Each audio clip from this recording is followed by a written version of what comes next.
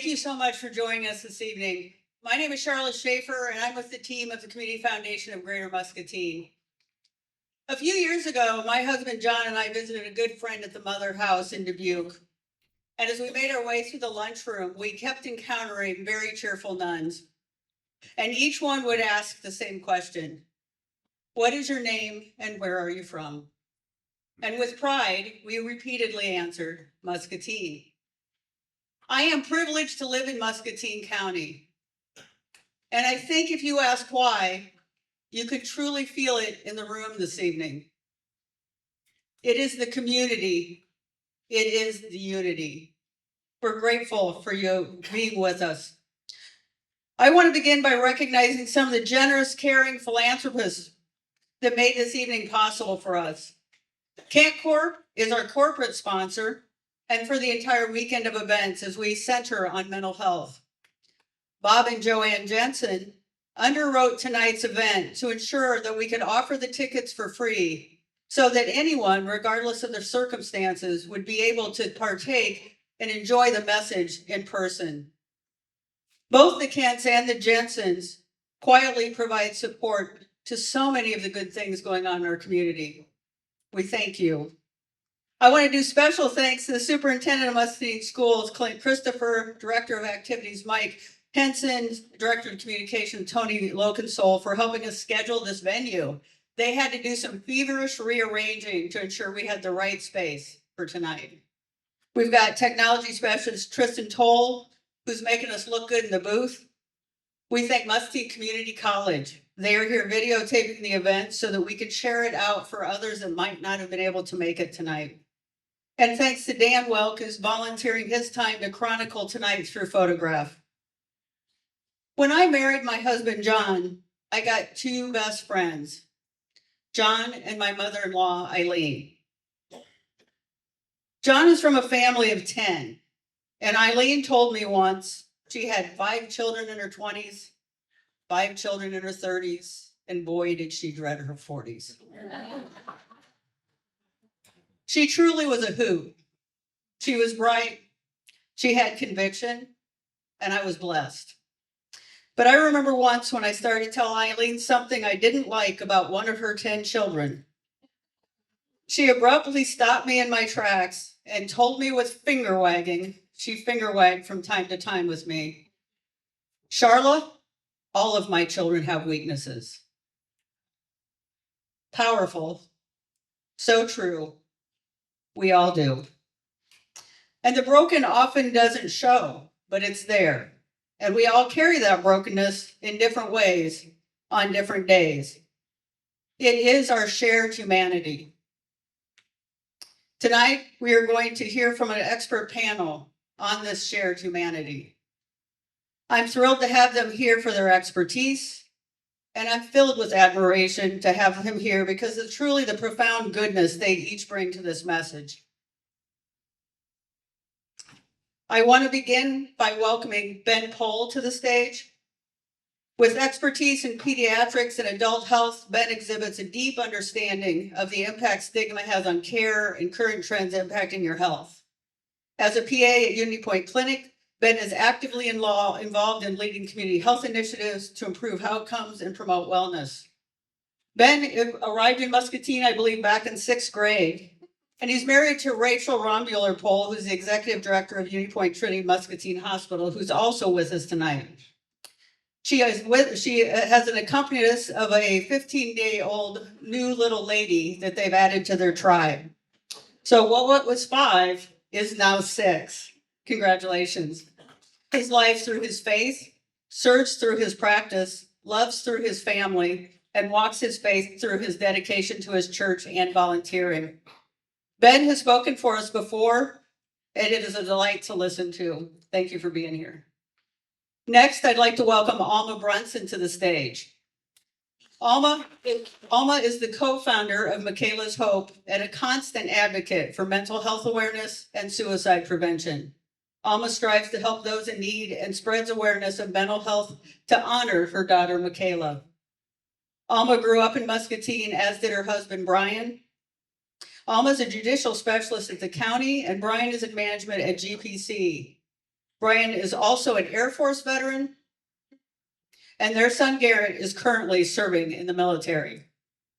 They have 5 beautiful children and have recently added the coveted role of grandpa and grandma to their titles.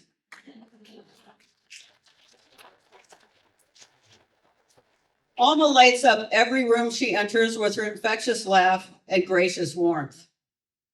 She and Brian together exhibit unwavering courage and love as they honor Michaela and openly share their message, their experience, and their pain to help others. Thank you for being here. Next to join us is Dr. Rima Afifi. Dr. Afifi is a professor at the University of Iowa College of Public Health and is a director of the Prevention Research Center for Rural Health. She engages in public health research and practice with the intent to promote social, community, and policy environments conducive to well-being. I've worked closely with Rima on several projects, one being stabilization of hungry children and their families, and I truly marvel at her work and her care. Her dedication is endless, and her empathy is her driving force every day in the work she does. Rima has 3 daughters and a son-in-law and her partner Tom, all of which serve as her bedrock.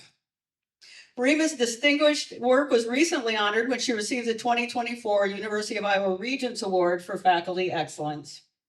She's joined tonight by colleagues from the University of Iowa. I think a deep sign of respect that she garners and openly reciprocates. Welcome, Rima.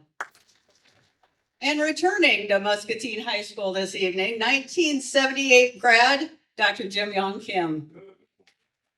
While Jim was hanging out in the halls back in the 70s, he was president of the high school class, quarterback of his football team, point guard of his basketball team, valedictorian, and the list goes on and on. There's quite a few pages had to be added to the yearbook that year. He went to the University of Iowa, Brown, and Harvard, and received degrees in medicine and anthropology. He co-founded Partners in Health, saving millions of lives through visionary global health care. He fought for the rights of the people they served, and he fought for the value of the lives of the people they served. There's a movie about their work called Bending the Arc, produced by Ben Affleck and Matt Damon. There's a book about their work called Mountains Beyond Mountains. The author, Tracy Kidder, will be in Iowa City next week to discuss the book. He served as president of the World Health Organization, president of Dartmouth College, and president of the World Bank. He was named by Forbes as one of the most influential people in the world. Tomorrow, he'll be recognized by the University of Iowa with the prestigious Hansen Leadership Award. Dr. Kim's work and focus has now turned to affecting global mental health. Last week, he was featured in Golf Digest, honestly, for just that. They talked about the work he's doing in mental health, and they did mention his golf handicap. Which proves he finds slivers of time away from his work to continue to at least play golf from time to time. We just don't know when you make time for that with your lifetime of accomplishments. I don't know how you have any time other than to continue to do the work you do. He has an insane memory of his time growing up in Muscatine and his time on Colony Drive, which is where his family resided. We welcome back Dr. Kim to Muscatine tonight. Great. Okay. Thank you. It's great to be back here. We spent the afternoon looking around a little bit. It's just so great to see old friends. I'm going to start the discussion today about my origins and how we got here. And here we go. So many of you will know that I was born in Korea and my parents were born in Korea. Heidi, my younger sister, was born in Korea.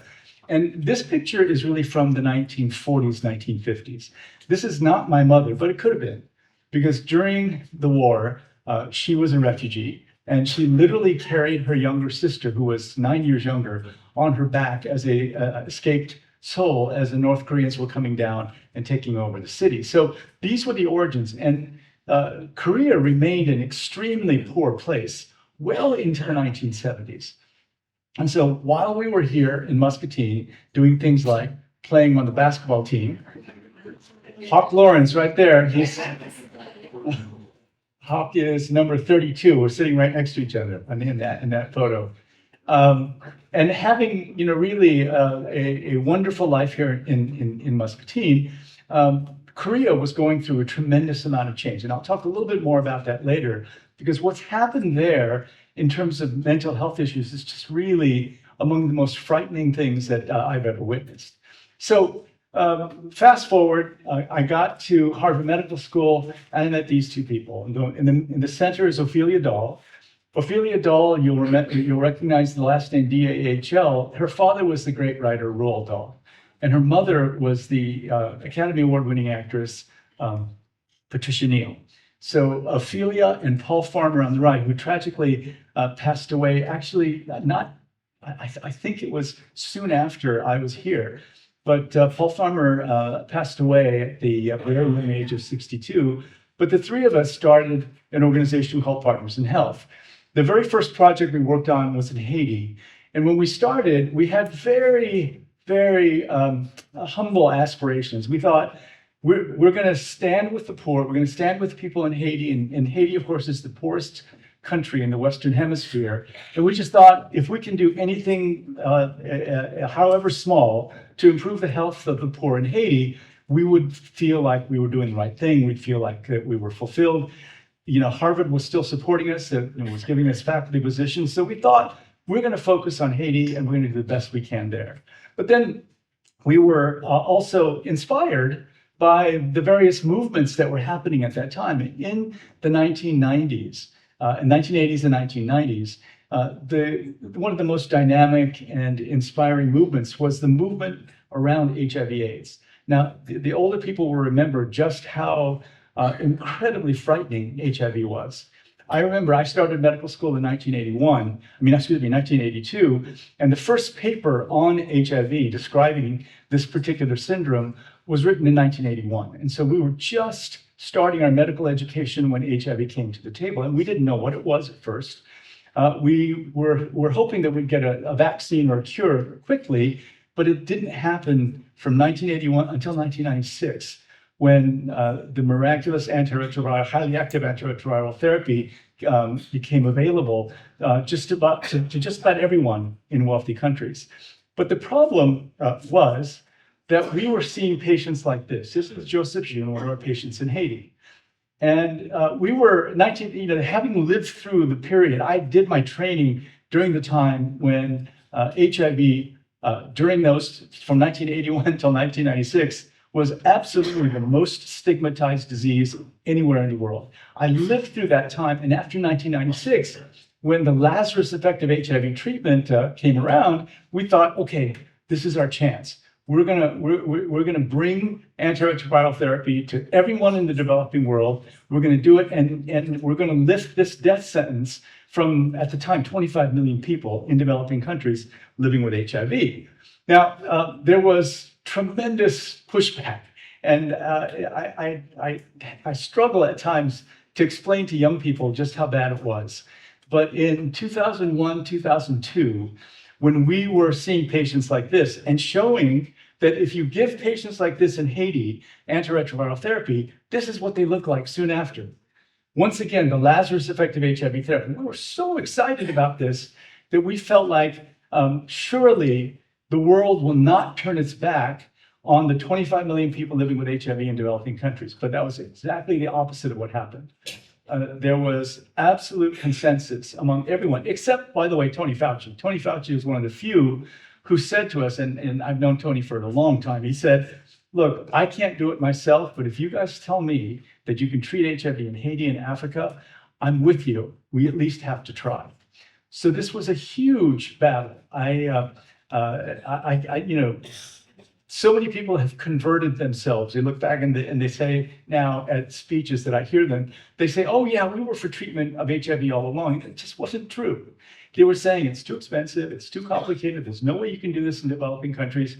And we in Haiti had done it. We'd done it so many times that we had the confidence to push forward.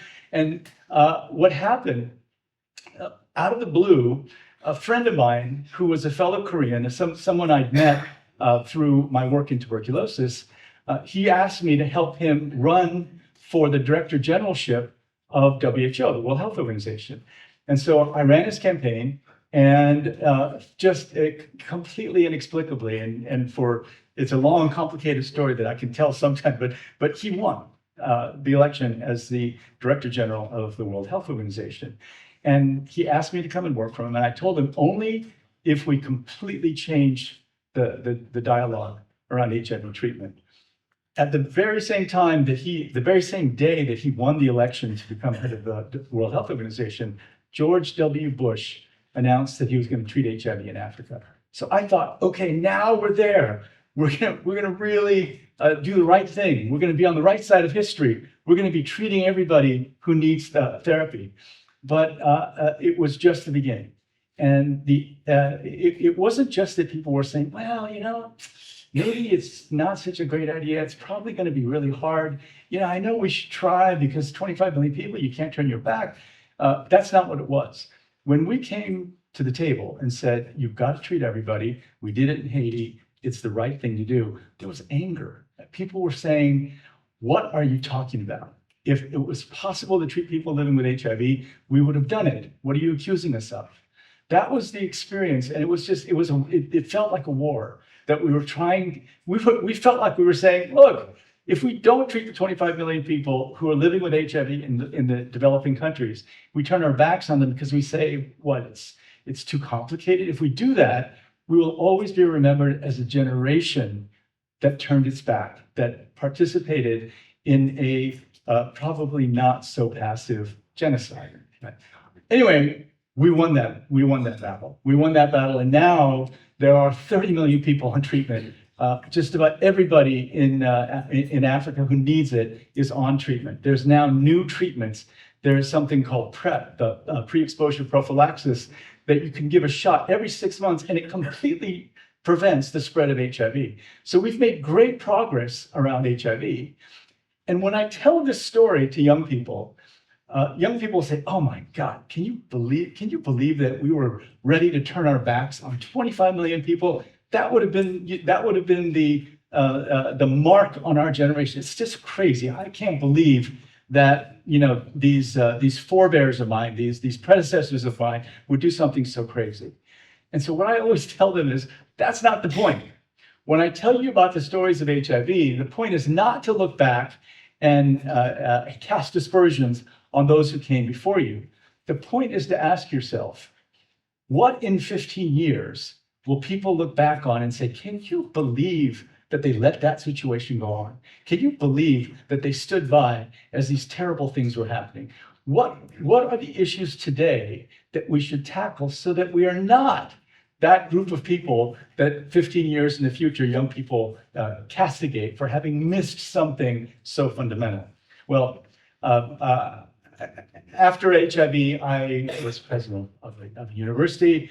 By the way, a terrible job for me, but it was so difficult. It was so complicated. And these days, especially many of you, I'm sure, know what's happened in the Ivy League. I think it was now 2 years ago, out of the 8 presidents of the Ivy League, 6 were women. And they were, brilliant, wonderful people. Since that time, when we were thinking, oh my God, what's happened to the Ivy League? All this new blood, six of the leaders are women. Since that time, 5 of the Ivy League presidents have either been fired or left because of the incredible controversy going on in campuses. Now, so that chapter in my history, every time I see someone from that part of my life, the only thing they say to me is, oh my God, Jim, aren't you glad you're not president of the university? It is a very difficult job. But being in that job, I got a call from a Dartmouth grad, Tim Geithner, who asked me if I wanted to be president of the World Bank. And so I ended up here. And I did this for a long time. We did a lot of great things that I can tell you about on another occasion. We established something called the Human Capital Project, where we showed that economic growth is directly tied to investing in health and education. We began working on climate change when I got there, we were investing about $1.5 billion a year. And by the time I left, we were at about 20, and we had committed to investing 30 billion. So now the World Bank is the most important player in climate change related activities. But then what happened was after we got all these things done, I was relegated to going to meetings like this. And you can see here that Angela Merkel and I didn't get the memo that we're supposed to waive when you get some pictures. But that's what happens. That's the way that World Bank presidents had traditionally led the bank. You know, they sort of stayed on the sideline, went to all these meetings, were at the G7 and G20 meetings and did all the protocol. But then the real stuff was done by the people inside the bank. And I was never very good at pomp and circumstance, as you can see here. So I left the bank. I'm still working on emerging market infrastructure, but I'm also still very engaged with partners in health, and particularly in Africa. There's a university that my co-founder, Partners in Health, Paul Farmer, founded in 2015, just 9 years ago. And already this university is ranked the number 8 in all of sub-Saharan Africa. And so I'm the chancellor of that university. I go to Rwanda at least 4 or 5 times a year, and it's incredibly rewarding. I work with these wonderful medical students, all of whom have come from very poor family backgrounds. We cover all the costs, and it's not just that we're sort of having a tiny little school that does a little bit here and there. This is a full-blown medical school and university that is based in a very poor rural area in Rwanda. So I'm still doing that. But the thing that really blew me away is how bad things are in the world of mental health. So there's a wonderful psychiatrist named Tom Insel, who's become a good friend. And Tom was the head of something called the National Institute for Mental Health. It's the top job in the mental health world. And here's what he says, that we have made unprecedented progress. And the new treatments, everything from ketamine to transcranial magnetic stimulation, there's so many new treatments. Combinations of cognitive behavioral therapy with ecstasy. Now, there's so many different ways that people can get better. These treatments are better. Excuse me, I went too far.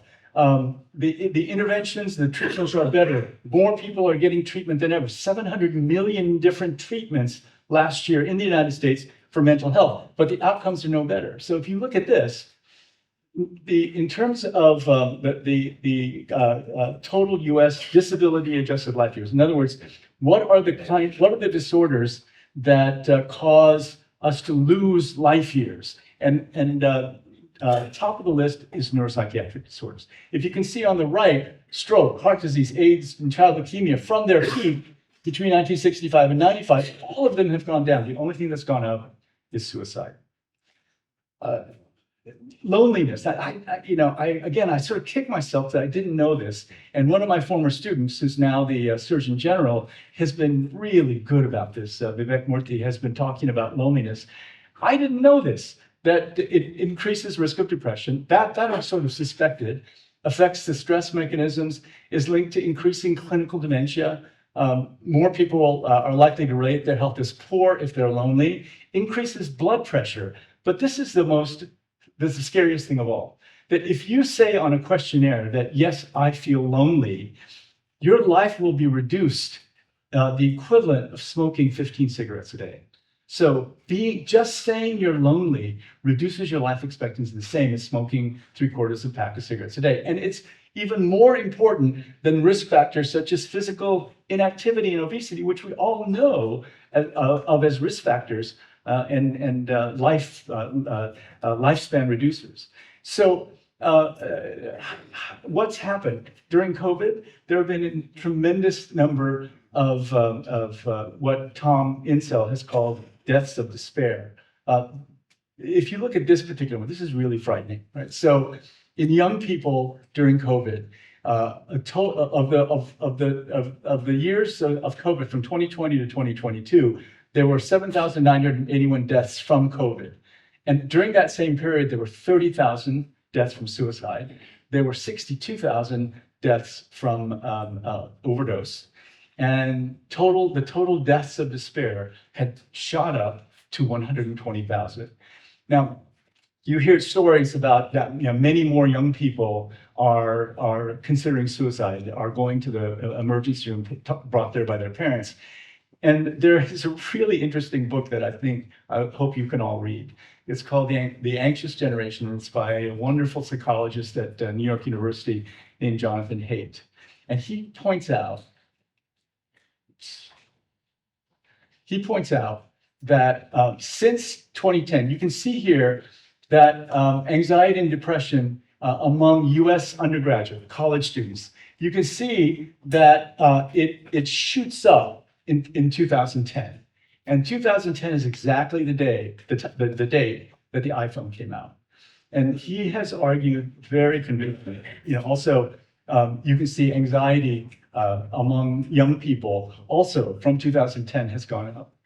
And what he's argued, it made me reflect on my own upbringing here. I remember when I was in 5th grade, I used to go to Dave McLean's house. I used to go to the backyard of Hawk and Ginger. We used to be out about doing things all the time. And what he points out is that freedom for young people to go out, interact with each other, and have the real face-to-face interactions has constricted very dramatically. And now a tremendous amount of the interaction that happens between people happens on smartphones. And he argues that this is fundamentally changing the brain structure of human beings. We've never had this before. We've never been in a situation where people are getting so much more of their interaction through smartphones. And of course, the impact is just what we see. He has very specific recommendations. More playing time for children. Look for more ways to embed children in real world situations. Don't give the smartphone as a first phone. So let me tell you a story. I didn't really understand this, but luckily my wife understood this. And so my 16-year-old son, who is a sophomore in high school, my wife insisted that he get a flip phone. And his friends said, "Oh my God," his name is Nico. "My God, Nico, you're the only one we know who's going backwards in terms of technology." They said, "What are you going to do next? Like send us smoke signals from your house?" But it's cool now, right? He's gotten better. He's not on his smartphone all the time. And I really do believe that the social media especially, the data on how social media impacts people, especially young girls, right? It has a much more serious effect on young girls. This is something that we can change, but we're all so worried now because reading this book and understanding this data, something fundamentally has happened to Gen Zers. If they came of age after 2010, so much of the really critical period of their lives was spent looking at smartphones. And there's some data that suggests that in certain groups of people, they're literally on their phone 16 hours a day. It's going off, it's working in some way and affecting their ability to concentrate 16 hours a day. So Tom Insel, in his book, says that what's really needed, he learned from Paul Farmer, the gentleman that I started Partners in Health with. And he said, the global health icon Paul Farmer speaks of the need for accompaniment. Accompaniment or social connection can not only lead to recovery, it is essential for recovery. That's why I've come to think of mental illness as a medical problem that requires a social solution. This is the pharmacy, the entire pharmacy of the psychiatric teaching hospital, the one place where you get psychiatric care in the country of Liberia. That's all there is. Right? That's the entire pharmacy of that institution. But we have,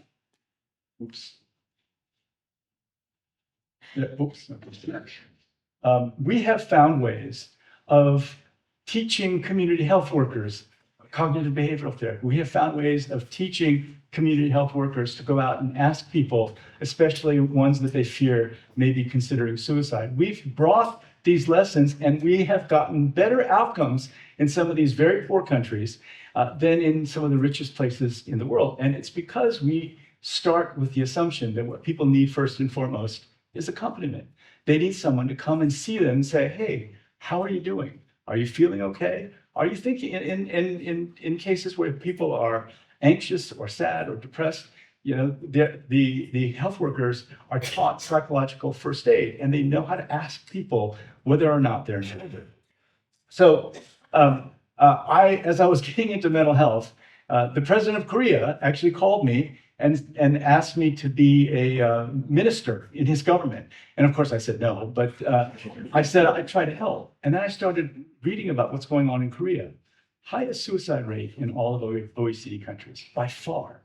Highest rates of loneliness recorded.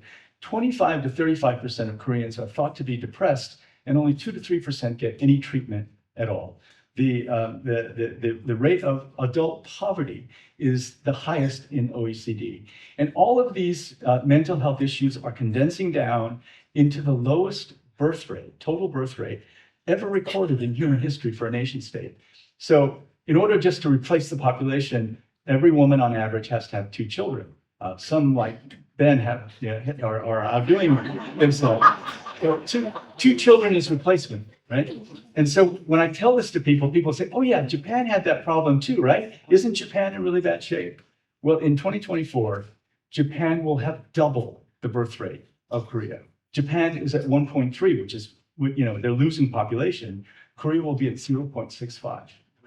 And so for me, the neglect of mental health, the fact that the mental health issues are so stigmatized in Korea, the fact that we don't talk about suicide openly, the fact that we don't teach psychological first aid in Korea, all of this has condensed into not only serious mental health issues, but people, if the mental health situation is so bad, people are not going to be thinking about getting married and having kids or having kids. So the situation, I think, is dire. But on the other hand, I think we have these tools. There's so many people suffering needlessly. We can make a moment here. We can do something in Muscatine that's not being done even in places like New York City. We can do something here in Muscatine to take seriously this pandemic that's happening all over the world and keep people the care, the treatment, the accompaniment that they need. Moving beyond the stigma, really looking at each other, really learning how to ask each other if we're doing okay, and then knowing how to respond to it can make all the difference in the world. Martin Luther King is one of my favorite. I was here in Muscatine, coming of age in Iowa at a time when his influence was just still massive.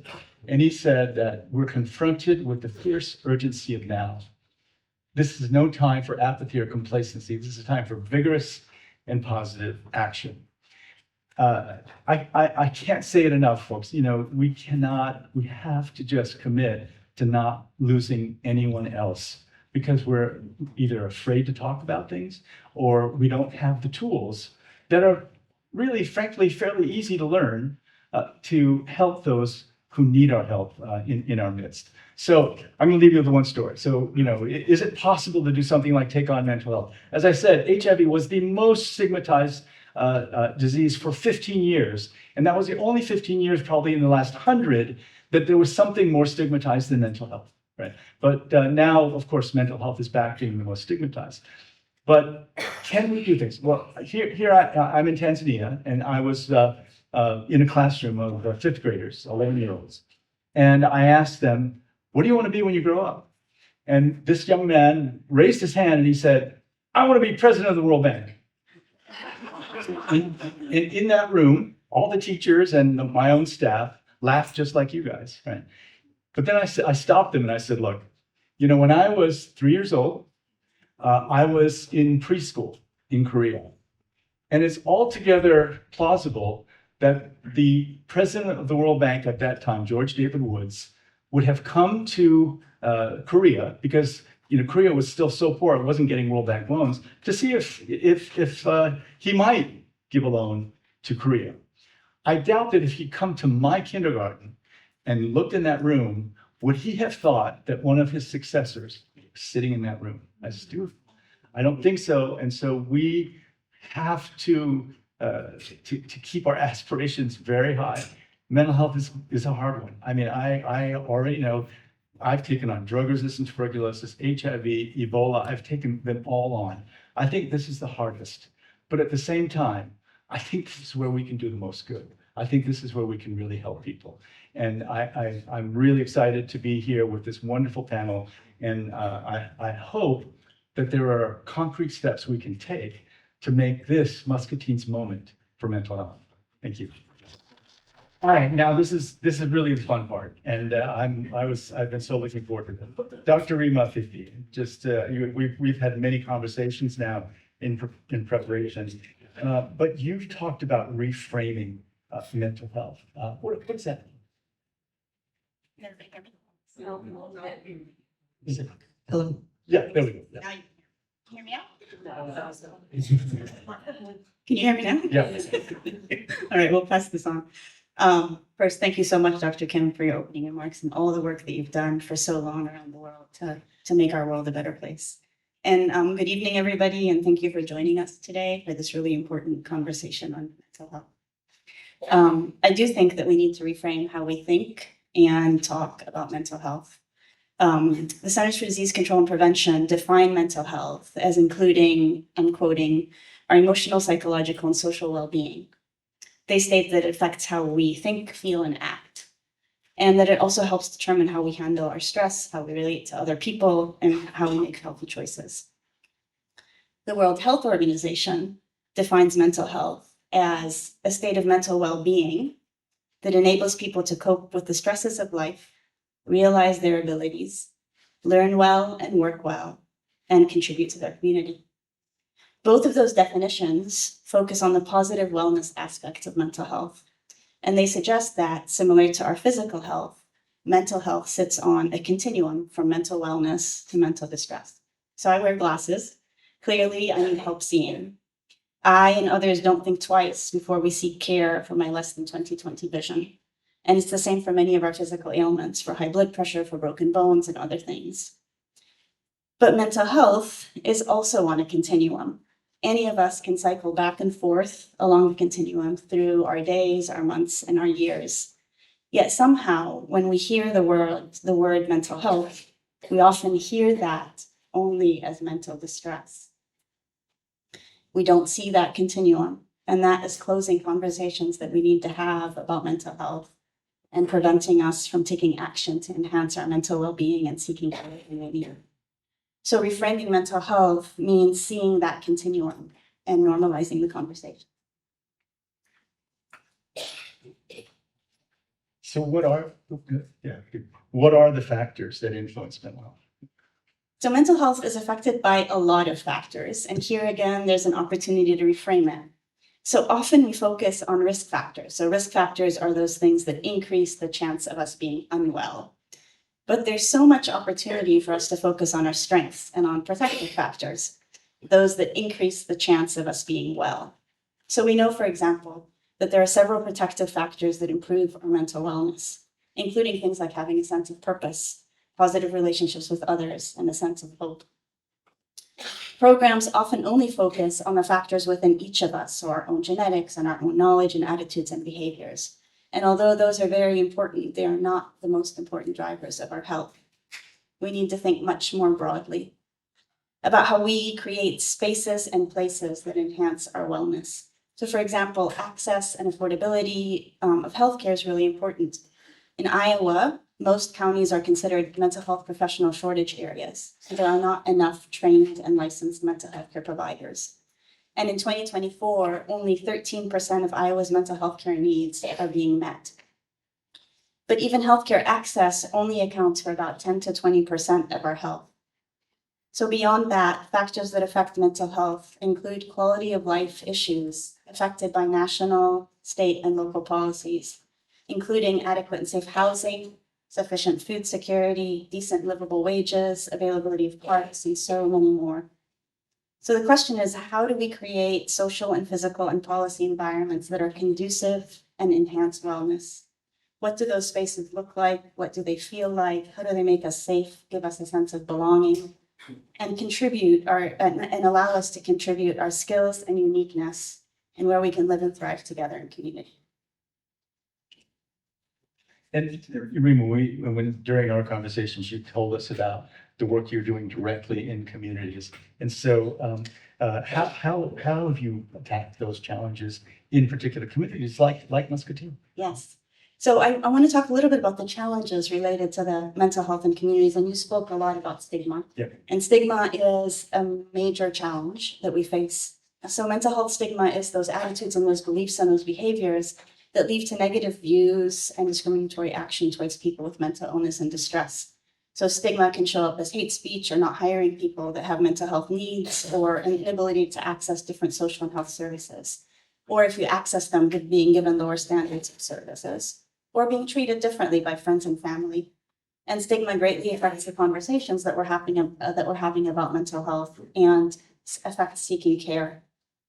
Many of us actually have internalized the stigma, even without knowing it, because it's a product of the environments in which we live and the messages which we've heard through our media, our educational institutions, and our families. So, for example, if we are agreeing with the statement, people with mental disorders tend to be dangerous and unpredictable, that would be an indicator of stigma. The good news, and stigma can also be much more subtle, but the good news is that we can unlearn stigma and that it is a crucial part of creating communities that uplift the continuum of mental health. And it's not only about doing the work of changing our own understanding of mental health, but also how do we change policies and laws that stigmatize. Now, on some of the solutions, you were asking on some of this. This is the exciting part, right? Yeah. As Dr. Kim said so brilliantly, there are so many amazing solutions that we have now for mental health support. And once we work along the continuum of mental health, there's so many opportunities along that continuum in community to enhance mental health. So every single one of us has a role to play in creating communities that are places of belonging and care. At the very basic level, it's really just caring about each other, kindness and empathy, openness to listening. It's about being present, that accompaniment that Dr. Kim talked about, not judging, creating communities of belonging. There's so much healing that can really happen in our communities. There's also so many programs that work that we know have actual data that show that they enhance mental health when implemented. And of course, licensed qualified mental health care providers like psychiatrists and psychologists and social workers and others that are licensed are really critical particularly to providing care to persons that are at the end of the continuum of mental distress and disorder. But then along the rest of the continuum, community-based programs have really been shown to work. So mental health programs can be embedded everywhere. In fact, we often speak about touch points in our daily lives. So what are all the places that we go in a day or in a week? Every one of those places are potential touch points for intervention. So that's schools or workplaces or grocery stores or banks or parks or libraries or primary care clinics. Every one of those places can promote mental health. A lot of the work that I am involved in is at the midpoint of the continuum. So these programs can train people in communities to support their neighbors through teaching key skills. Again, Dr. Kim spoke about this, but increasing social support, problem-solving strategies, getting out and getting moving, among others. School programs have been found to be incredibly effective. The Friendship Bench is one of those programs that teaches students to support other students. And these programs are important as they don't only prevent the escalation of mental distress, but they also release the pressure on the few licensed mental health care providers that we have. So we can and should all advocate for a better understanding of mental health along the full continuum, and also advocate for programs and policies that provide better quality of life, employment, housing, education, and that support all of those of us that are struggling. Thank you, Rima. Thank you. So, Alma, you've been very open and in public about your daughter's suicide. And then you've been going out into the community, talking with high school students, grade school students. What can we do, and what do you think we need to do to support the mental health of people in this community? I think one of the things that's really important is volunteer in your schools. There's a lot of opportunities to read to the children. It would be great to see some of the men come into the schools and give the kids some positive interaction. Support our teachers. Check in on your teachers. These educators are not doing well. They are absorbing a lot of trauma the kids bring in their mental health. Their job is not 8 to 5. When they go home, they're thinking about those kids that came to class, food insecurity, health issues, basic needs. I think it's important to get involved and support. Maybe just let them know, hey, I see you. bake him some muffins and just say, hey, I know it's a tough job. I appreciate you, but I guarantee if you spent a day in your child's class, you would see there's a lot of things you could do just by giving up your time. So Alma, I'm going to go in a little bit of a different direction. So tell us Michaela's story, and how did you decide that? I mean, so many parents, when that happens, they go inward, but you decided to go outward. How did you make that decision, and what was that experience like? Do you want me to tell you? This is the part where my husband says, why do you have to make it weird? Can you just stick with the script? I was talking to a friend of mine and I said, I'm so intimidated. I'm going to be in this panel with these incredible people and they all have letters after their names. And then there's me. And he said, Alma, you have letters after your name. And I said, what? And he goes, M-O-M. Absolutely. So I'm going to make it weird. Yeah, I could talk for days about my beautiful babies, but I'm going to stick to a few stories and personality catchers that will give you an idea of who Michaela was and her character and personality. One day I picked up Michaela from school and she said, hey, Mom, want some ice cream? My treat. So we drove over to Dairy Queen. It was free ice cream cone day. So Michaela was very resourceful. It was very common to see Michaela carry an extra jar of peanut butter in her backpack because she packed extra lunch to share with kids. Michaela loved Christmas and she loved Halloween. She'd come home, she'd want that Christmas tree up as soon as possible. I'd say, no, it's too early. Between Halloween and Christmas, can we get the tree up? No, it's too early. It's Thanksgiving now. Can we get the tree up? No, it's too early.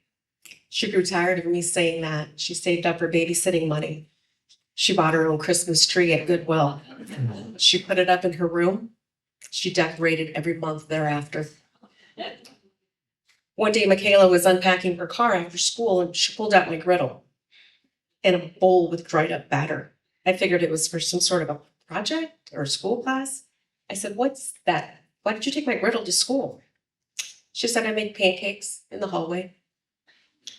You see, it was finals week. The kids were tired. They were stressed. And they were hungry. And Michaela wanted to do something to make them feel better. So she literally made pancakes and handed them out in the hallway. Her teacher shared a story with me about how she had put a Scrub Daddy sponge on his desk. She told him it was so that he would have an extra smile in case he lost his. Michaela was an outgoing, beautiful soul with an awesome personality. She was kind and empathetic, thoughtful and talented, but also very clumsy. A quick sense of humor and a quick wit, those were her signature conversational strengths. The shenanigans coordinator and the glue that held our family together. Whenever her siblings would squabble, Michaela would do something or say something funny that would make everyone laugh. Michaela had a unique gift for authentically engaging with others in a way that brought joy to everyone she met. On November 14th, 2016, Michaela stayed home from school. She said she had a stomach ache, and I'd made a note that we get a lot of stomach aches, and I should probably call and make an appointment. I asked her the usual questions. Is it a dull pain? Is it a sharp pain? Right side, left side? Did you poop? We decided she was going to stay home and I would check in on her later. I kissed her forehead. I told her I love you. And I said goodbye. I left for work and an hour later, I checked in on her. I suggested she try some dry toast and some orange juice. I work at the courthouse and we have a deputy on staff all day, every day. The deputy walked over to me and said, Alma, what's your address? I told him and he said, Alma, there's an emergency call to your address for a 16-year-old girl. I called Michaela, but she didn't answer. Michaela, it's mom. Pick up the phone. No answer. Michaela, it's mom. Pick up the phone. By now, I had left work and I was driving home. I called my husband and I told him, there's something going on at the house. I can't get hold of Michaela. But I was so upset that he couldn't understand what I was saying, except that he knew that something was wrong and he needed to get home. As I finally pulled into the driveway, I saw several emergency responders in their vehicles. I threw the car into park and I jumped out. It was at that moment that I locked eyes with my husband as he stood up. Our beautiful, funny, kind Michaela had taken her own life. There was a primal, uncontrollable scream that came out of my body as I cried, "No!" As my husband made his way towards me, I continued to cry out. The searing pain of my broken heart caused me to cry out over and over. I think my brain was trying to protect my heart because I'm missing chunks of time. This left my husband with the task of talking with first responders, ME, law enforcement, and the Iowa Donor Network. My poor husband had to give the remaining 4 children the news. Our 2 eldest daughters, one in college and the other was living out of state, so he had to drive hours to get them. One by one, he told them, then he held them, and they collapsed in his arms. We gathered at my parents' house that evening. Clergy, friends, and family came to comfort us. We found a notebook in her belongings where she wrote that what she was truly feeling, and it was difficult to read those words that she used to describe herself. Unloved, a disappointment, I don't matter. Cries for help scribbled on paper but never spoken out loud. When the investigators investigated Michaela's death, the detectives went through her phones, talked to her teachers, her coworkers, and they went through her room, her school computer, and her phone. They didn't find anything. There were no warning signs or causes for concern or anything that would have given us a warning. All of her friends described her as very happy, kind, outgoing, no changes or odd behavior. There were no warning signs at all. The high school brought in counselors and clergy to talk to and help the kids. My husband's employer brought in a special trauma counselor. Several churches held special services for Michaela and invited our family. Michaela's death by suicide shocked our entire community. They surrounded us with love, support, and encouragement, and they mourned with us. Our church held a candlelight vigil for the high school students. There were 700 kids there, and the preacher handed out cards so that the kids could write messages or stories to share. And those cards had a common theme. Michaela helped me. Michaela was nice to me. Michaela helped welcome me when I was new. The following days and weeks and months were spent in a robotic state of just functioning, writing the different stages of grief. Brian and I took turns consoling each other as we randomly and regular burst into tears. 3 months after Michaela's suicide, Lori Shepard, a friend of mine who taught in Bettendorf, invited us to speak to her high school classroom about grief. By now, Brian and I had learned some pretty alarming statistics about our youth's health, mental health. Like suicide is the second leading cause of death among ages 10 to 14, and 1 in 5 youth had at least one major depressive episode in the last year. The students opened up to us and asked some really good questions and some really tough questions.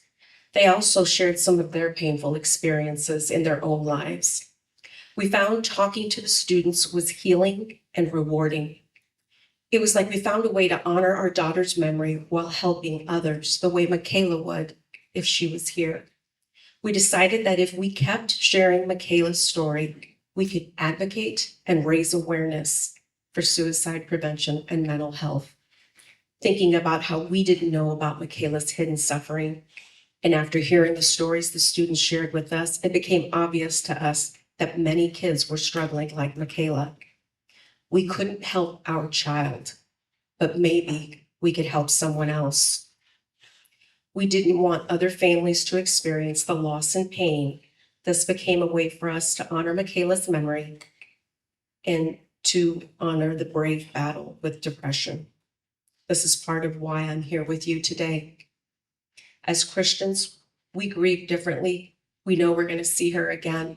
We have that hope, but we speak openly and honestly in hopes that someone that is struggling in silence can hear, that will get help, and that we will raise awareness and make a difference to improve our mental health. Is there anything else you want to tell us? I'm sure there'll be questions later. I never lose the opportunity when I have a microphone to say, if you are struggling with your thoughts or if you're having a hard time, please, please reach out and ask for help. There is no shame or weakness in asking for help. Thank you. And so it's perfect segue to Ben. So Ben, you see people in the clinic, you deal with a lot of young people who struggle. How do we talk about mental health with young people, with anyone who might be suffering? Yeah, so is this still on? No? Hello? Good now? I always get the one that talks. It only wants you to speak. Right, they know who people are really here. So I stewed on this question, right? As we did our meetings, I really wanted to figure out kind of where I wanted to start with this. And I think you'll hear echoes in what I say in some of the things you've already heard. And I think that before you can even talk about mental health, you have to examine the barriers that exist. And we've talked about some of it, stigma, right? This inclination that the private things should stay private, right? The notion that it's hard or uncomfortable to talk about it, so I'd rather not talk about it. Cell phones, 100%. One of the biggest things, if you're my patient in the audience, I'm sorry for giving you the same lecture. But one of the most common things I talk about with my young patients is the risks of cell phones. You know, cell phones are the cigarettes of this generation. You know, so how do we examine these barriers? And first and foremost, we have to have plans to address those. I think all of them boil down to a profound lack of connection in our society as it exists between individuals. And you're all here tonight as a community, and you're here with family and loved ones. And I would be surprised if every one of you didn't feel some strain of connection within your own home, and certainly a lack of connection within the community, whether it's work, whether it's school, whether it's the things that you're doing with friends. We are lacking real depth in a way that has never existed. We're more connected, right? We're more plugged in. We have more technology and more information, more social media at our hands than we've ever had. But we are less connected and more lonely than we've ever been. And so I think as we examine this conversation, the first question is, how do I remove those barriers? Then, as we get into the question, again, it starts with building a relationship. It starts with making connections. We need to be willing to reconnect with the people around us, in our homes, in our families, and then that needs to flow out to our community. You know, put your phone down and be present in a real way. I'm a huge fan, again, I'm sorry for my patient. You've heard this before. I'm a huge fan of a designated area in the home where the phone stays. And this is, my wife is probably rolling her eyes because we haven't done this yet at my house, and I'm the most addicted to our phone. But this enables us to kind of capture the environment in the home that we want to give to our families, to be able to generate an environment of love rather than this disconnection that exists. And so once we've done these things and have started to recapture connections, that rolls into how we can affect the community, right? We build these connections at home and we move things into the community. How do we talk about it? We talk about it, right? So these barriers are gone, these connections are growing, and you make a conscious decision to talk about it, right? It is a choice to ignore it, and it is a choice to examine it. And another thing that I think is so important is these incredibly complex situations, these incredibly complex mental and physical health concerns that we face every day, they oftentimes have very simple solutions. Simple does not always mean easy, but conceptually simple. And so how do we talk about mental health? Once we've removed these barriers and started to build connection, you talk about it, right? Very specific. You ask someone, how are you doing? Right? Think of the times throughout the day. Everyone in here is Iowa nice, right? It is my favorite part of being in Iowa. We are naturally polite. We are naturally caring. But how many times throughout the day do I say, how's it going as I walk by someone and I'm 15 feet past them as they give their answer? Imagine, taking this connection that we've developed in our homes and bringing it to our workplaces. Just stop and say, how's it going? And stop, right? And then listen. So as we talk about these things, we create environments and relationships that enable us to speak with real specificity so that we can begin to have dedicated touch bases with the people around us about your mental health, right? Your emotional state, levels of burnout, stress levels, what social life is like, what your relationships are like. We need to get to the point where we can normalize these kind of discussions. And we need to acknowledge the fact that it's very uncomfortable to do that. So how do we talk about mental health? First, we remove barriers, right? Second, we make a choice to talk about mental health. And we embrace the awkwardness that comes from it. Difficult conversations will always be challenging. They will always be awkward and they will always be uncomfortable. We have to normalize these conversations. We have to normalize being uncomfortable so that we can really meet people where they are and walk with people each day. So Ben, you touched on it, but two things, and take them together. So you think that everything is fine, or you see somebody that you think might be having trouble. How do you know? How do you know when someone might be struggling? And then how do you get them to open up if you think you see something? Yeah, so I think starting with how you get them to open up. Again, it starts with connection, right? We have to break this cycle of disconnection. We have to work to lay the foundation and build relationships with the people around us. We have to slow down, to listen, put our phones down. We have to be willing to be comfortable being uncomfortable. And we have to, this discomfort is something that I talk so much with my adolescent patients about. High school affords our young people great opportunity and incredible social struggle, right? Anyone in here who has raised an adolescent or has a high schooler now knows that the challenges they face are different than the challenges that we all face across generations. And I always tell them that high school is going to guarantee you a couple of different opportunities. One of them it's going to do is it's going to guarantee that you have the opportunity to get good at navigating awkward and difficult conversations. You might have teenagers who aren't there yet, right? And I would advise you to coach them to try and engage in awkward conversations every day, whether it's with a teacher, whether it's with a peer or a teammate. This is a skill that we can start to develop in our young people that will serve them very well. Because I think all of us know adults who are not good at having difficult conversations as well. Once we've laid this foundation, how do we get someone to open up? Again, it's a simple solution. We ask them, right? You make the choice to ask them. We ask probing but open-ended questions, right? Alma, I've noticed you seem stressed. How are you doing? Stress. Right? And even when we are having these conversations with coworkers, with acquaintances, with individuals in the community, you will be amazed. Probing, open-ended questions accomplish two things. First, you say, hey, I'm here. I'm interested. I'm with you, right? And second, you then forfeit control, right? The nature of an open-ended question is, you go, right? So I'm here.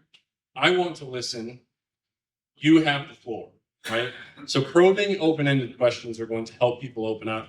Don't feel like you have to fill silence. It's something I've learned in 10 years of clinical experience. I'm better at it now. My wife would tell you I'm not quite there. But don't feel like you have to speak. Being there, being present is exactly what is needed the vast majority of the time. In addition to that, don't feel like you need to have a solution. Sometimes we feel that we can't ask the question because we don't know where to go. But again, the solution is often the connection. And so just be there. One of two outcomes come from these types of interactions. First, the most common outcome, people actually open up. So how do we get them to open up? We ask, right? And we give them control. And people will open up. And the depth of that revelation is going to be typically commensurate to the depth of your relationship. But don't be surprised in this world of disconnection, in this world of loneliness, if all of a sudden you are experiencing very real, very heavy things with the people around you. Again, embrace the uncomfortable and stay there. Don't be afraid to share in that experience with people. So the first outcome, like I said, is that a patient or an individual is going to open up. You're not all clinicians. I refer to people as patients most of the time.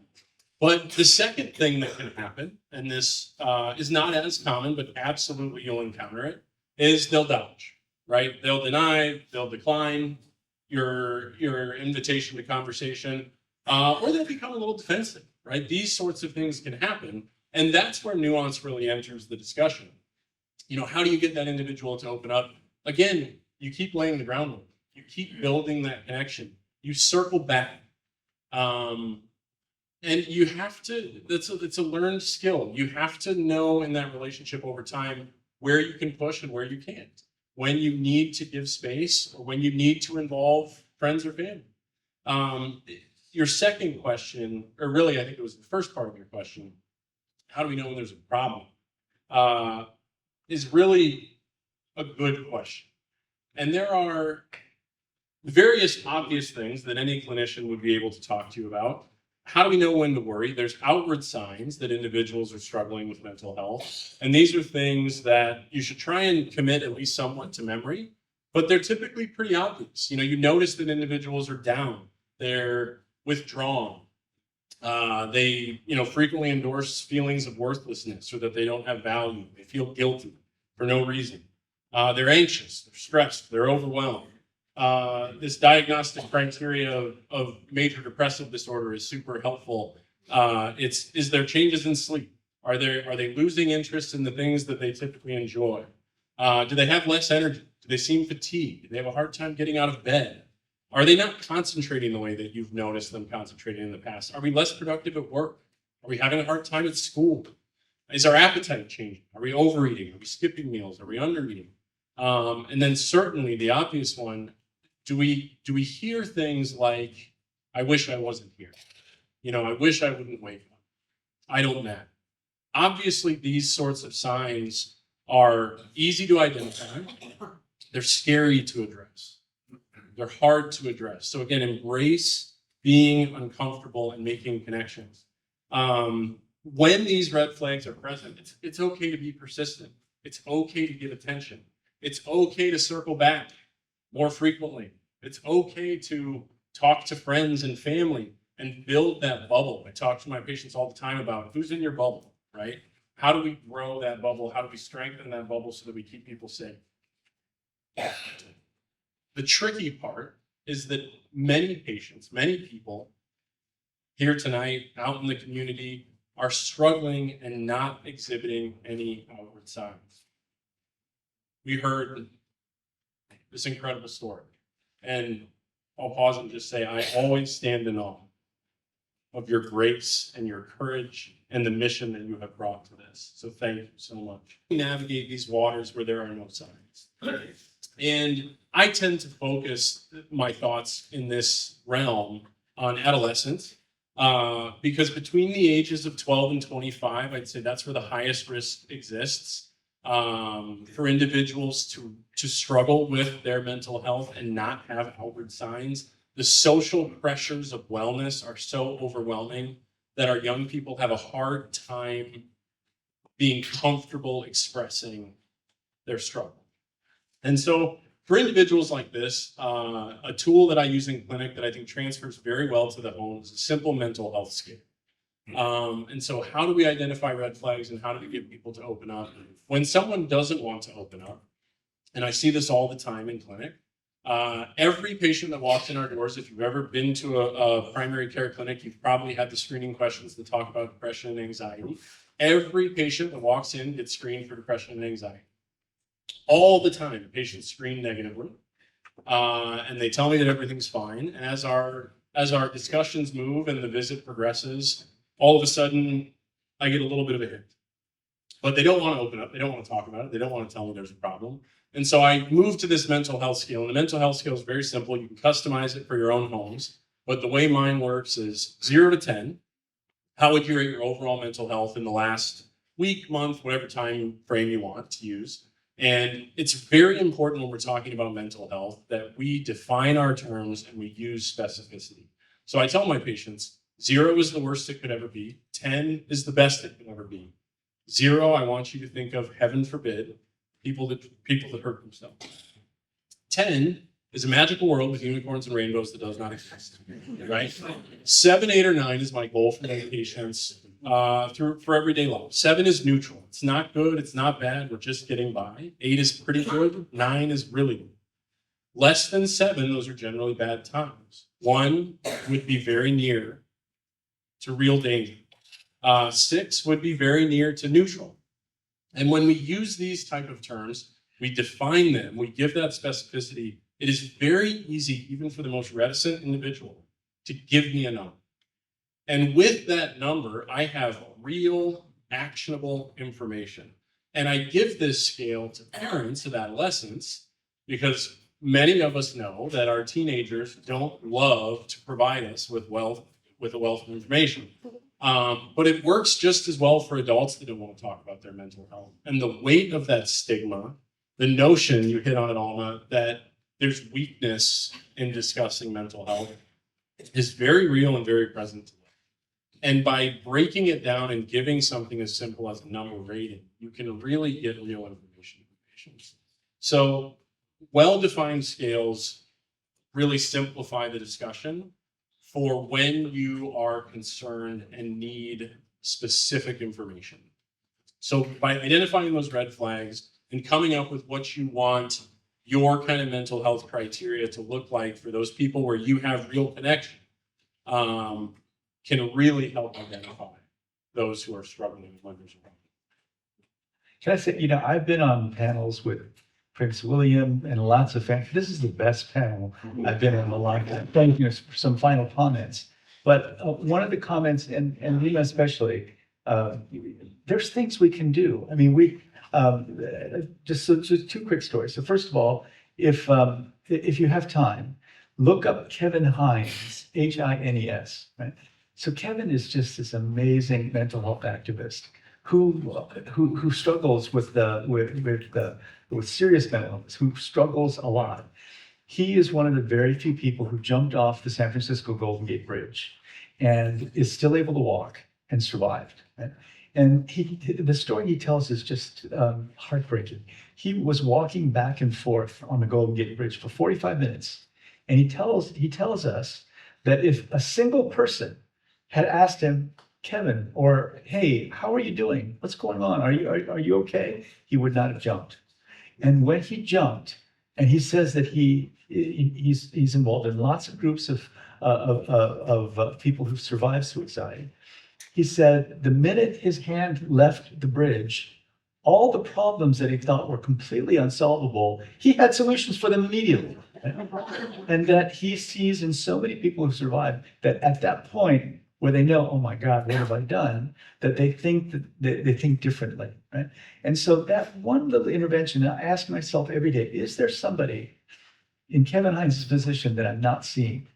And can I turn myself into a person who is willing to do the kinds of things that Ben talked about? Can I do that? So I was trained both in medicine, in medicine, we're trained in the very first years of introduction to clinical medicine, how to talk to people. And all the things that Ben said are exactly, right? You ask open-ended questions, you listen, and doctors get away from that like in about 5 minutes, and because they don't have time. But I had the great good fortune of doing a PhD in anthropology, and that's exactly the same thing we're trained there. We're trained in doing ethnographic questioning, and we're trained in just saying things like, "Gosh, that must have been hard for you. How did that make you feel?" So we're trained in it, but I tell you, I don't think I'm as good as anyone on this panel in terms of having those relationships. There was a great book, and it came out in a Golf Digest article of all things. This is a great book in the 1980s called Bowling Alone. And it was at the same time that another book came out called Habits of the Heart. And Robert Bella, and I forget the author of Bowling Alone, but it was talking about, in the 1980s, the gradual disintegration of the connectedness of American society. And Bowling Alone, there used to be hundreds of, or maybe not hundreds, many, every community had bowling leagues. And people got together on a regular basis and bowled together. And those have disintegrated, right?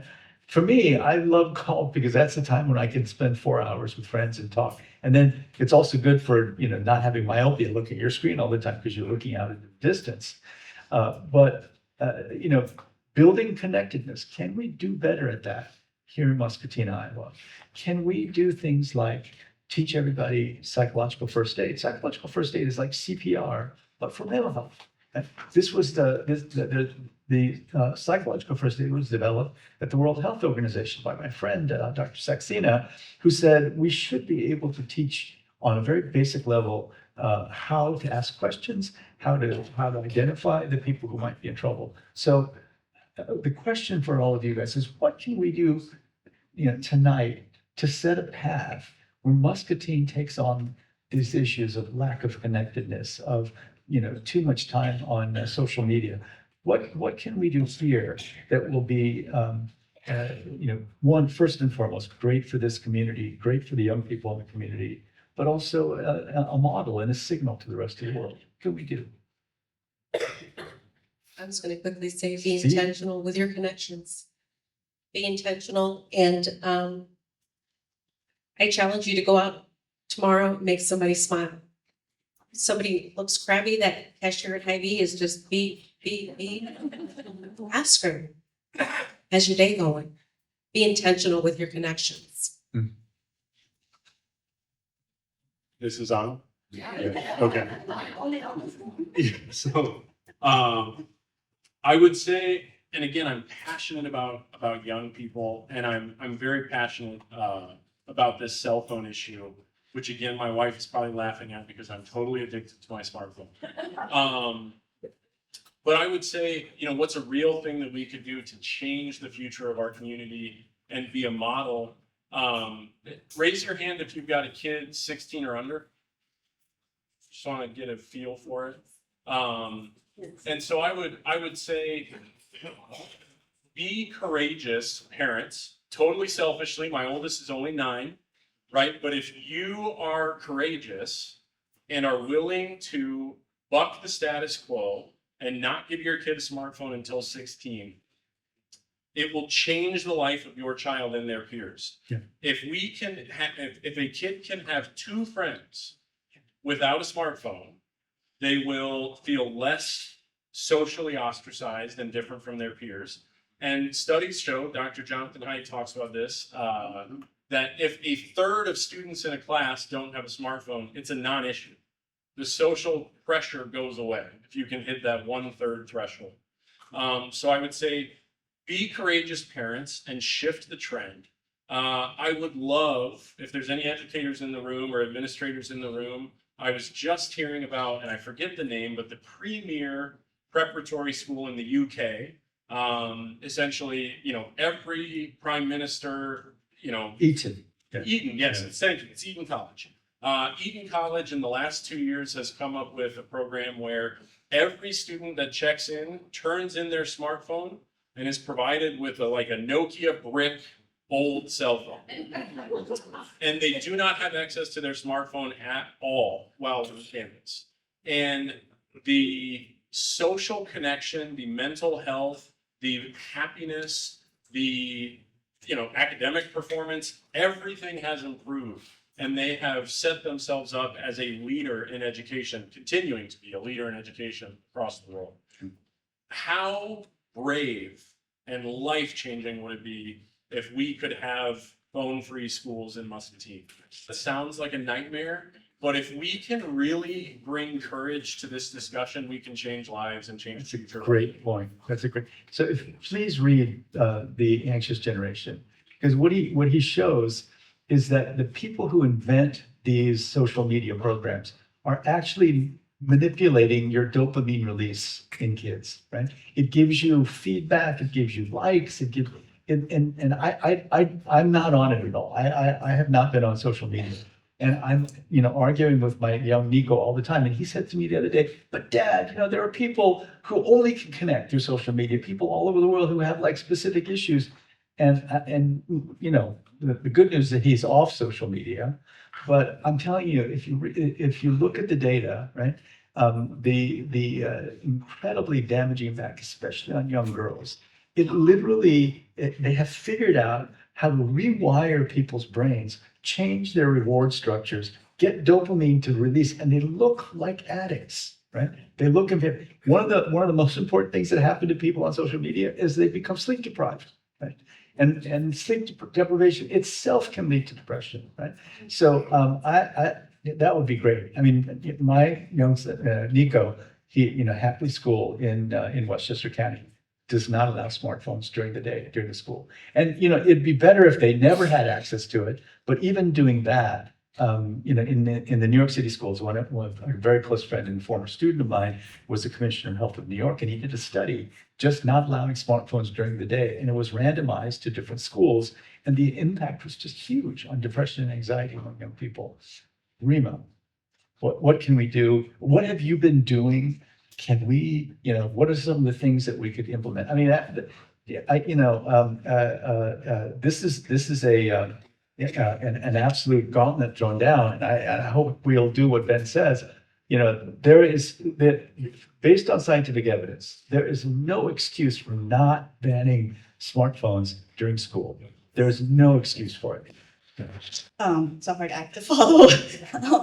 But I think mostly to just normalize the conversations about mental health. We've been talking about that a lot, about how it's scary to ask people how they're okay, partially because we're not sure what we're going to get. And we're afraid that we're not going to be able to answer that. The second thing that happens, I think, also is that you automatically go into problem solving mode, which is a little bit contrary to the qualitative, open-ended strategy that Ben talked about. And one of the things that I read somewhere that really was helpful to me is instead of doing that, and we do that particularly with our kids, right? Like we want to help them solve the problem. We go right away to solving problems. Was to ask after they say something, do you want to be heard, helped, or hugged? Mm-hmm. And allow them to tell us what they're needing at that time in order to continue the conversation. And just to know that every single one of us make a difference. Great. Alma, do you want to take us home? I just, from a grieving mother standpoint, I want to say, first of all, somebody that dies by suicide doesn't really want to die. They want their pain to end. Exactly. And if you have someone that has lost a loved one and you run across a picture of them in your phone, don't be afraid to send it to them, to the family. Michaela's friends have been amazing at sharing their milestones, weddings, children, and sometimes old photos that we didn't know existed, because when your loved one is gone, you don't get new pictures. So when one of her friends reaches out and says, I found this picture, don't be afraid to send it. It's a gift. So, Charla, I think, do we have some questions from the audience that we want?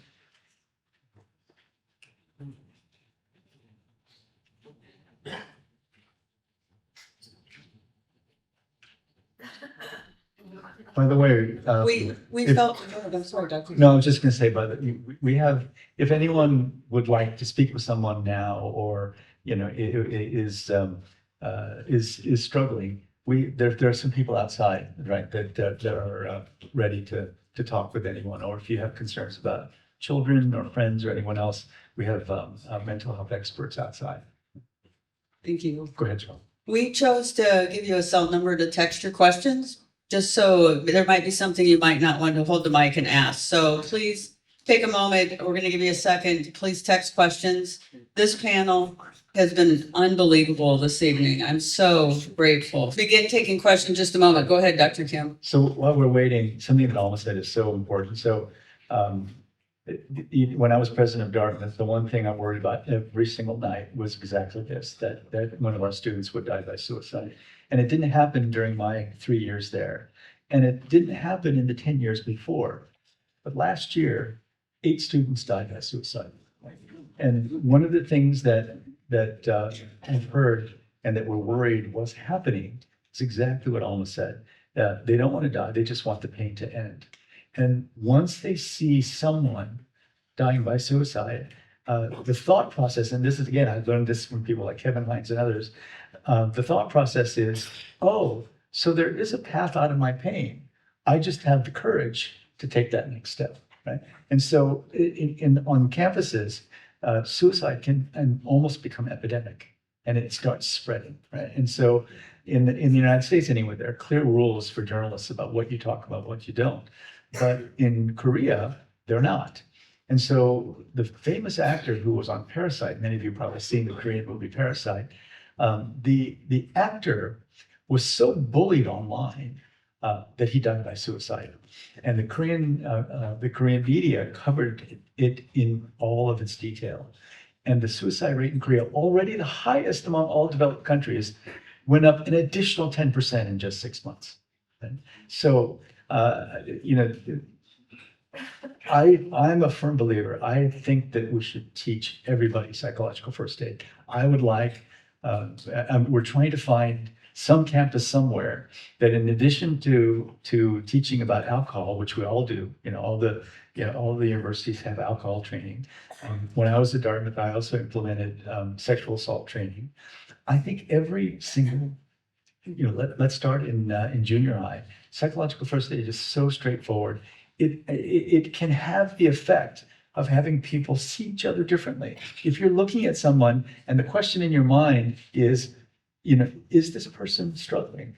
And can I ask certain questions about it? I think that would make such a huge difference. Thank you. Thank you. I Go ahead, Ben. can just yell it. Yeah. I was just gonna say, what an easy thing to add to a health curriculum. Absolutely. In middle school. Yeah. Absolutely. Simple. Educators, talk to me. So, Ben, I'll give you the mic if you want the mic. We've got some questions coming in. Great. How can we bring more mental health providers to Muscatine?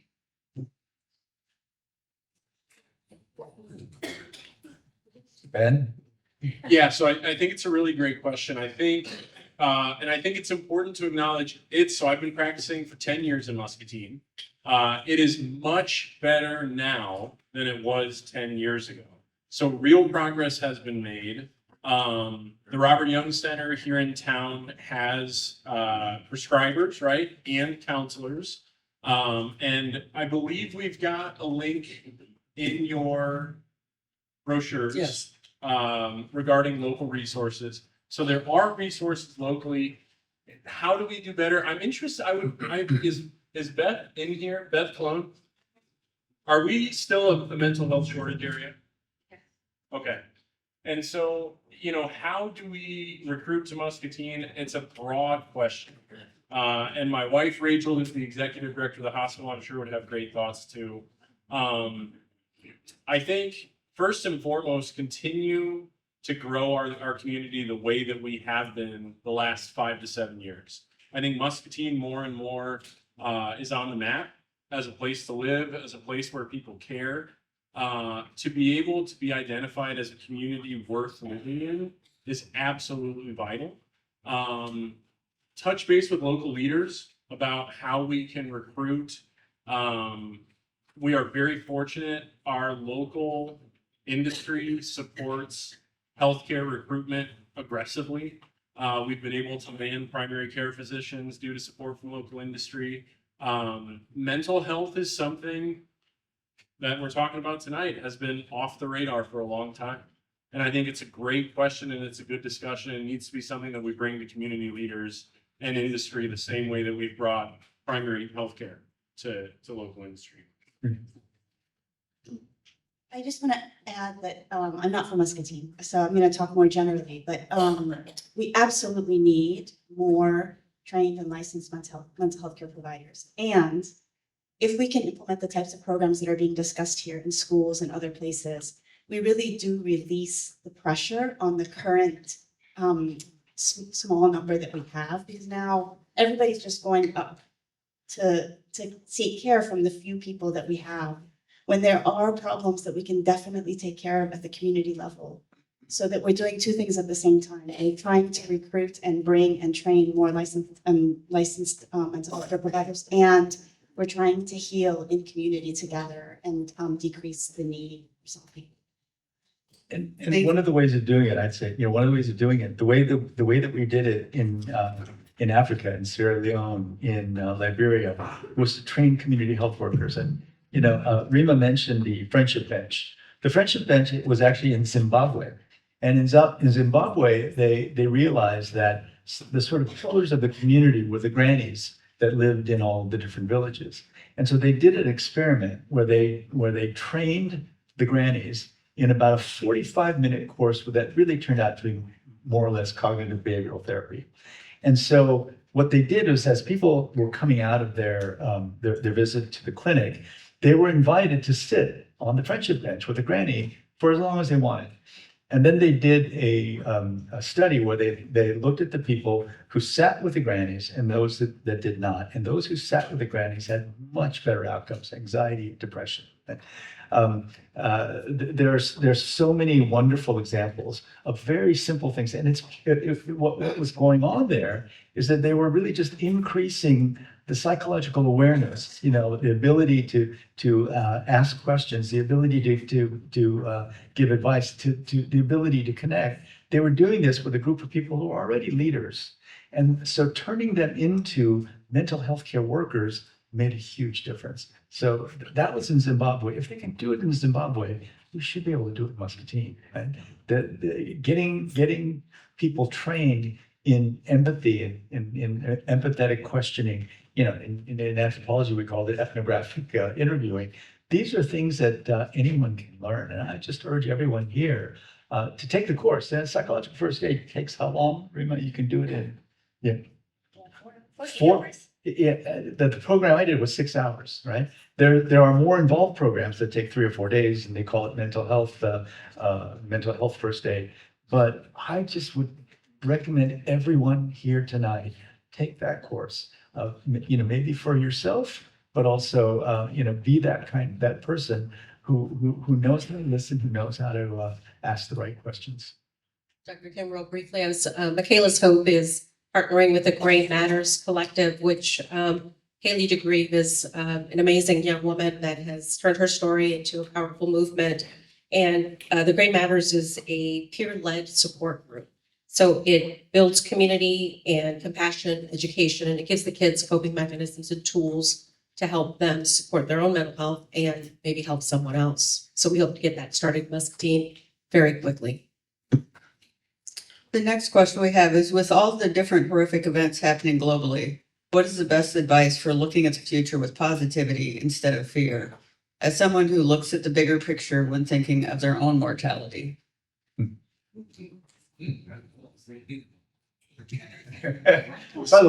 By the way, isn't Ben amazing? So doesn't Ben look like Holly Long?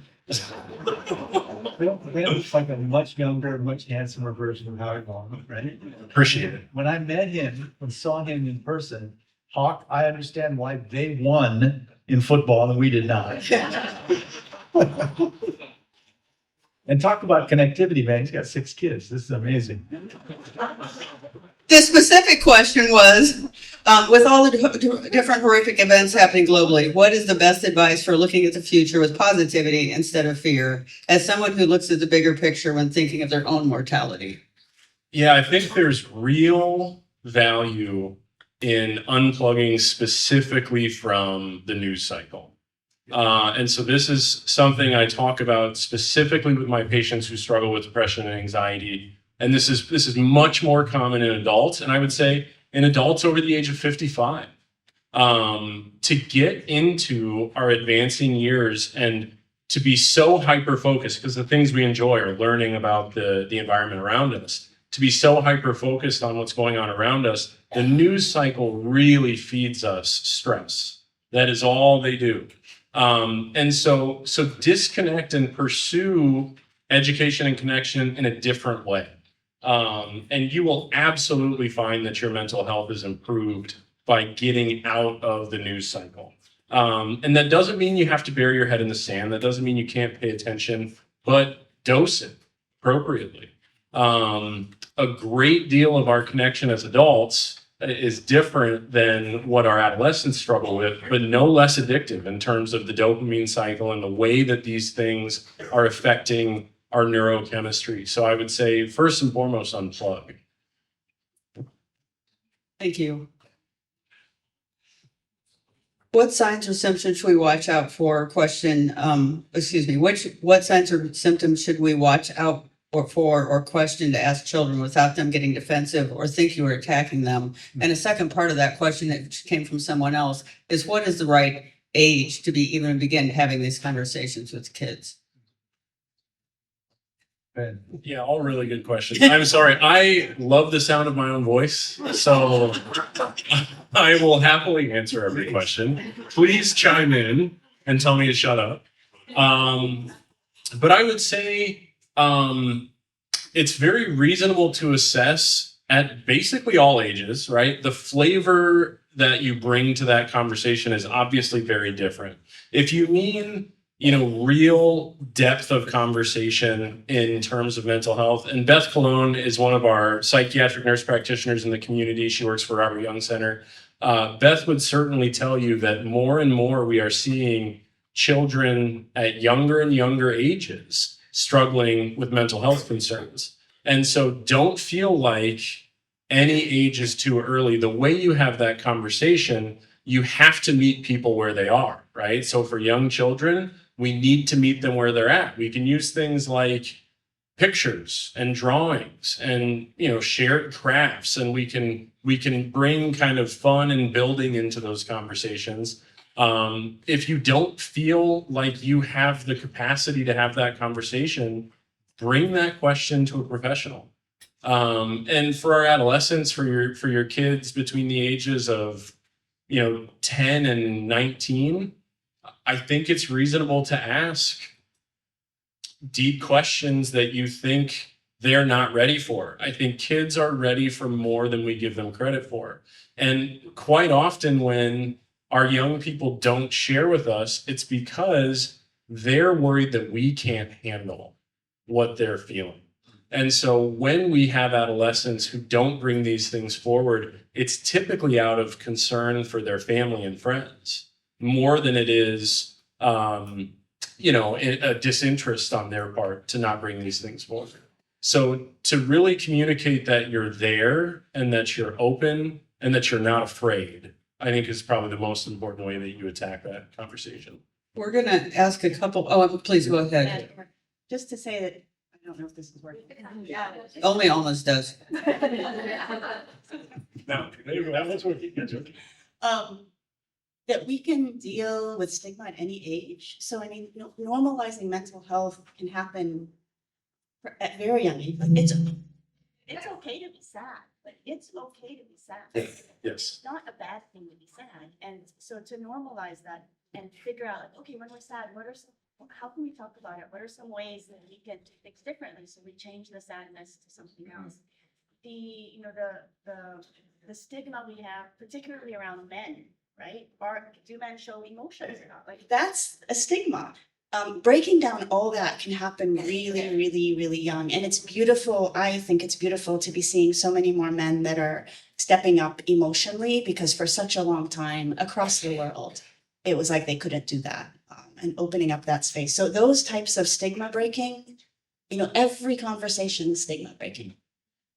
When Brian and I first started doing Michaela's Hope work, and we spoke with the school district, one of the things that we were shocked to learn that they were seeing mental health in kids as young as preschool. And that was absolutely shocking to me. So one of the things that Michaela's Hope does is we purchase and donate books for the elementary schools, and they're books that talk about big feelings. It's hard for kids to articulate, and kids feel our stress. Kids feel something's not right at home, but they don't know how to verbalize that. So these books are sort of tailored to, I feel angry, and it sort of helps sort of put a feeling to the kids and helps teachers and parents sort of walk the kids through those big feelings. Thank you. When it comes to, we're going to ask one more question, and then we'll move to kind of wrapping up this evening. I think these questions that we have, though, what we may do is forward those out, if we can get some written response, and post those on our website, since they were important enough to be requested. I'd like to go ahead and get answers. I just for time tonight. When it comes to high performing individuals, how do you distinguish between high performance and burnout, being overwhelmed, doing the hard work versus the hard work affecting you?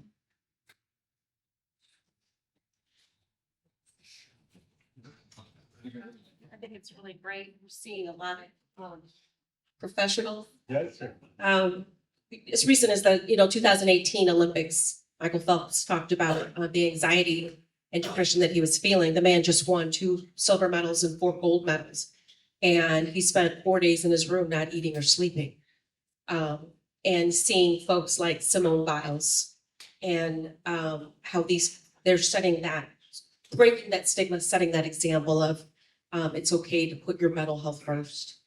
I think they're breaking barriers there. And in terms of things that you can do to assess your own levels of burnout, a big one is you assess kind of emotional or empathy drain, right? Do you still have the capacity to show emotion and share emotion with people around you that you're used to is a big one. And there are all sorts of really helpful online tools. If you just Google self-burnout quiz or things like that, you'll be able to find some questionnaires that'll kind of help guide your thought process there. But that emotional drain, kind of your emotional state, your ability to be kind of outward facing and social, I think are big components there. I just want to say, this is my second time back here. I'm just so impressed with Charla and the Muscatine Community Foundation. See, I'm here because I want to urge you to support the Community Foundation, because they're the ones who are putting together events like this, and it's through the whole idea of bringing the community together is so important. If the Muscatine Community Foundation becomes the nexus around which people start reestablishing the connections that are being lost, I think that would be great. I've been very impressed with what Charlie is doing, and we need to have more conversations just like this. Thank you.